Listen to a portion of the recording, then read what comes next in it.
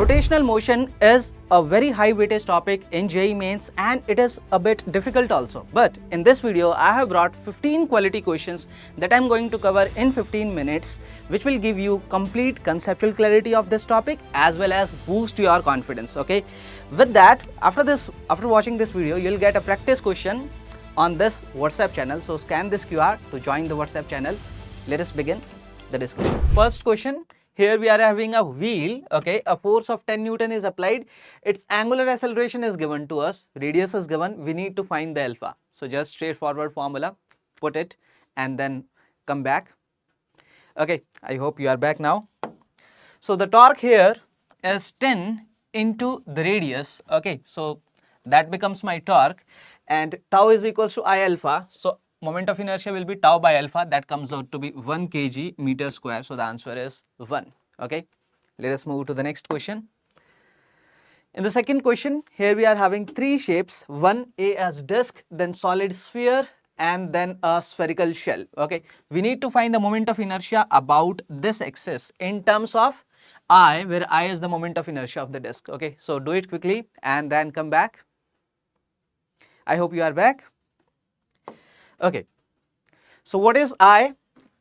For A, this is my disc, so I is mr square by 2 because this is along the diameter. Okay, now second, we need to find the total moment of inertia, so I will say this is for disc plus the solid sphere plus the shell.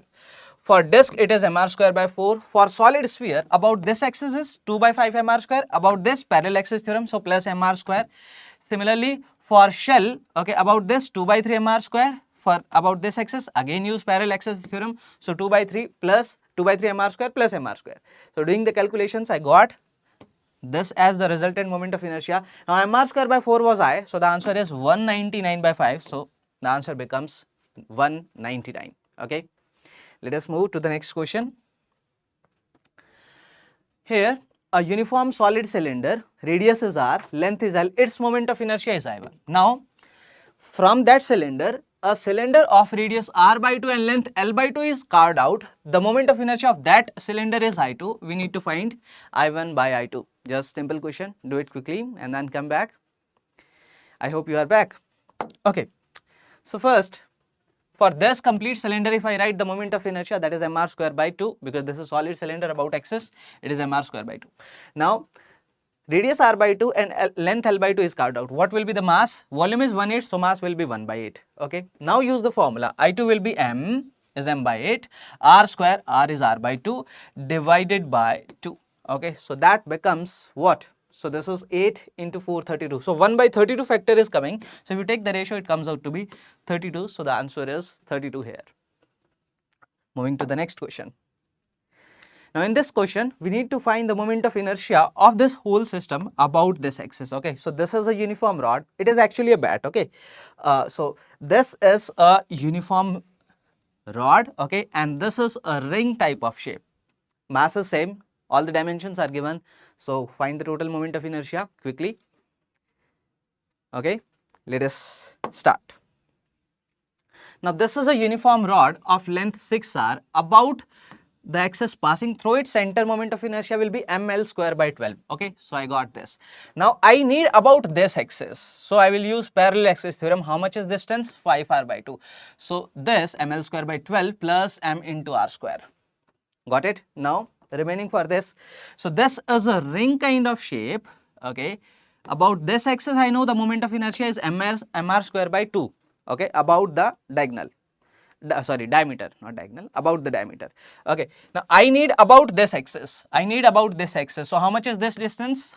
This is 13r by 2. So use parallel axis theorem, mr square by 2 plus m into 13r by 2. Summing up the total, I got the answer as 52 mr square. So the answer is 52. Okay. Next question. Here we are having circular disc. Okay, so we can say this is annular type of disc. One portion is removed, okay, and the mass per unit area is variable, and that is given as rho naught by r. We need to find the what? Radius of gyration. Okay, so do it quickly and then come back. I hope you are back. Okay, So radius of gyration, if moment of inertia is I, okay, we write that as mk square. From there, k is the radius of gyration. So first of all, let us take a ring of thickness dr at a distance r from the center. What will be the moment of inertia of that? Mass is dm, so dm into r square about this axis perpendicular to it. So dm into r square. What is dm? Dm will be the area into mass per unit area. What is mass per unit area? This. What is the area of this ring? 2 pi r dr. Okay, so I got my dm. From there I put the dm here. Okay, from there I integrated and found the moment of inertia, but I need mass also, so I'll integrate dm also to find the total mass. So this is my total mass. Now I'll write I as mk square. Putting everything, I got that radius of gyration comes out to be root of a square plus b square plus ab by 3, and the correct answer is option 4. Next question. Now in this question, a circular disc of radius r meters, mass m kg is rotating about its axis perpendicular to the disc. Okay, so its angular displacement, or you can say angular position, theta is given with time. What we need to find? How much power is applied. Okay, so what is that? How much power is delivered by the applied torque? So what is the formula for power? You know that. Do it quickly, then come back. Okay, now see the formula for power. What is that? Tau dot omega. How can find torque? I know tau is equals to I alpha. How I will get alpha? By double differentiating this. Single differentiating, I got omega.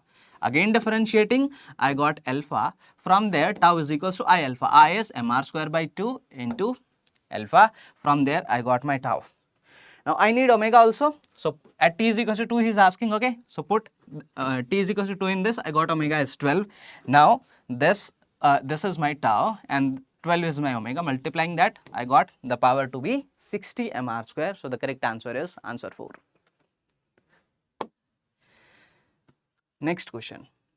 So here we are having a force, and this force is applied at origin. This acts on the origin. We need to find the torque about this point. Okay, and this torque is given like this. We need to find the ratio of A by B. Do it quickly. You know the formula of torque. Okay, but here you need to be careful that the force is not applied at this point. We need to find torque about this point. Force is applied at origin. Okay, so do it quickly and then come back. Okay, I hope you are back. So power torque is equals to R cross F. Okay, what is R? Final point is 0, 0, and from where I am drawing the R vector is my minus 2 comma minus 3. Okay, so from there I got my R vector. This is R. So R cross F comes out to be this. From there I got my A, got my B. Taking the ratio, this becomes 3 by 2. So the X is 3. Answer comes out to be 3 from here.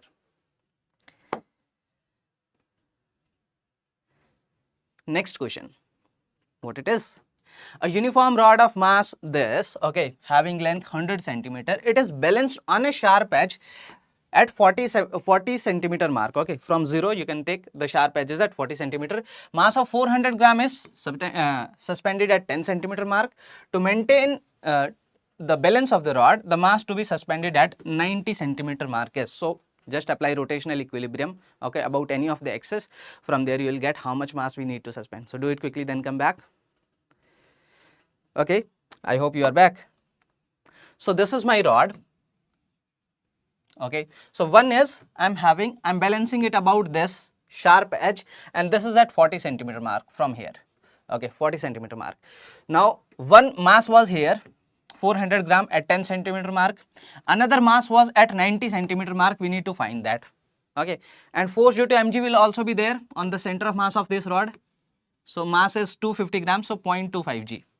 Now about any of the axis I can apply. So I am applying rotational equilibrium about this axis, so that I need not take this force, the torque due to this force. Okay, so about this, if I write the anti-clockwise torque will be 400 grams. Okay, so convert that to kg. So 0.4 into the distance is 30 centimeters, so 0.3 into g. This becomes, okay, the anti-clockwise torque is equals to the clockwise torque. So about due to mg if I write, so this is 10 centimeters, so 0.1 into 0.25 g into this is 50 centimeters, so 0.5 into mg. From there I got my m in terms of kg, converting that to grams. Answer comes out to be 190 grams. Got it? Now next question. In this question, a particle is projected at an angle 30 degree. When the particle is at its maximum height, we need to write the angular momentum about the point of projection. Okay, you know the formula, how to write it, so do it quickly. Okay, I hope you are back. So what is angular momentum formula for a particle? That is r cross p. Okay, so r cross p I can write as r perpendicular to into mv also. Okay, so the particle is at its maximum height. At maximum height, its velocity is u cos 30. Only the horizontal component will be there. Okay, so what is the perpendicular? R perpendicular is the maximum height. So angular momentum becomes my h into mu cos 30. What is h? U square sine square theta by 2g. Putting the formula. Okay, this is mu cos 30. Putting the values, I got this as the angular momentum, which is option 1. Got it? Moving to the next question. Okay, what it is? Two discs having moment of inertia I1, I2. Okay, they were rotating with angular speeds omega 1 and omega 2. Now they are brought in contact. We need to find the loss in the kinetic energy in this process. So do it quickly. Okay, so angular momentum will be conserved about the axis, okay, of the system. What was the initial angular momentum? I1 omega 1 for this disk, I2 omega 2 for this disk. So total initial angular momentum. Final is they are rotating with common angular speed omega, so I1 plus I2 into omega. From there I got my omega final. Loss in kinetic energy is total initial kinetic energy for first disk, I1 omega square half I1 omega 1 square, second half I2 omega 2 square. Final, they are rotating with common angular speed. Okay, total angular momentum is I1 plus I2, so half into I1 plus I2 into omega final square. Omega final is this, I put it here. Okay, after doing the calculations, I got this as the loss in kinetic energy, that is option 3. Got it? Okay. Next question. Let us read it out. A block of mass 1 kg slides with velocity 6 meter per second on a frictionless horizontal surface, collides with this rod, okay, and then sticks to it, and then this whole system momentarily stops at an angle theta. Okay, so first apply conservation of angular momentum about this, then apply conservation of mechanical energy. From there you can find the value of theta. So do it quickly, then come back. Okay, so first, conservation of angular momentum about O, okay, of the system. So initial angular momentum for the particle was mv into L, okay. Final angular momentum, this whole system is moving with an angular velocity omega, let us take here, okay. So total angular momentum is ml square by 3 for the rod, ml square for the particle into omega. From there I got my omega. Now this whole system is having angular velocity omega, they will go stop at an angle theta, okay. So apply the conservation of mechanical energy. Now there is no loss, okay. So initial mechanical energy is half I omega square. What is the total angular momentum? Total moment of inertia, okay, that is this. So put the values. So this is the total initial kinetic energy. As equals to final, there is only potential energy for the particle, so that will become mg into L into 1 minus cos theta. For the rod, okay, so mg into L by 2 into 1 minus cos theta, okay. Initially it was at here, the center of mass here of the rod, then it is here. So the difference in height is mg into L by 2 into 1 minus cos theta. Putting the values, I got my theta to be nearly 63 degree, that is option 3. Okay, now next question, that is a circular ring and a solid sphere having same radius rolls down, okay, when they reach the, you can say, plane surface, okay, at the bottom, okay, what is the ratio of their velocities? Simple question, do it quickly. Okay, I hope you are back. So initial mechanical energy mgh is equals to the final kinetic energy half mv square plus the rotational kinetic energy. Writing that, I got the expression for speed. ICM put for ring and put for solid sphere. Taking the ratio, it comes out to be this. From there, x comes out to be 3.5. If you round it off, it will become 4. So the correct answer is 4. Next question. A uniform disk of mass 0.5 kg and radius r is projected with velocity 18 meter per second. Okay, finally it starts pure rolling. When it starts pure rolling, we need to write the total kinetic energy. Just apply conservation of angular momentum, find omega final. From there you can do it quickly. Okay, let us discuss. Now applying conservation of angular momentum about a point on the ground. So initial angular momentum is mvr, only translational motion. Final angular momentum, you can say that will be my translational plus the rotational, so that becomes this, okay. So putting that, I got my final omega into r, means the final speed. Okay, what is the final kinetic energy now? Half into, it is rotating, pure rotating, you can say, about this axis. So you can write I about that, that is 3 by 2 mr square into omega final square. Putting the values, it comes out to be 54 joules. Okay. Next question here. A uniformly thick wheel of moment of inertia I and radius r is free to rotate. Okay, now m1 descends at a height h. We need to find the final, what we need to find, the angular speed of the system. Okay, now how we'll do? It comes down a height h, it will go up by height h. Decrease in the potential energy is this, is equals to the total final kinetic energy. This is the rotational kinetic energy of the disk, and it will be moving down with r omega, it will be moving up with r omega. This becomes the kinetic energy of the two blocks. From there we got omega. That is second option. Okay. Now in this question, this rod is released from this angle 30 degree. When it just going to strike the table, we need to find omega. So do it quickly. So here just apply the conservation of mechanical energy. Initial mechanical energy is equals final mechanical energy. So initial potential energy is mg into L by 2 sine 30. That is the height of center of mass. So mg into L by 2 sine 30 is equal to finally only kinetic energy. So half I ml square by 3 about this point into omega square. From there we got omega, that is root of 15. So 15 is the correct answer. So this is all in this video. We'll meet in the next 15 into 15 series. Thank you.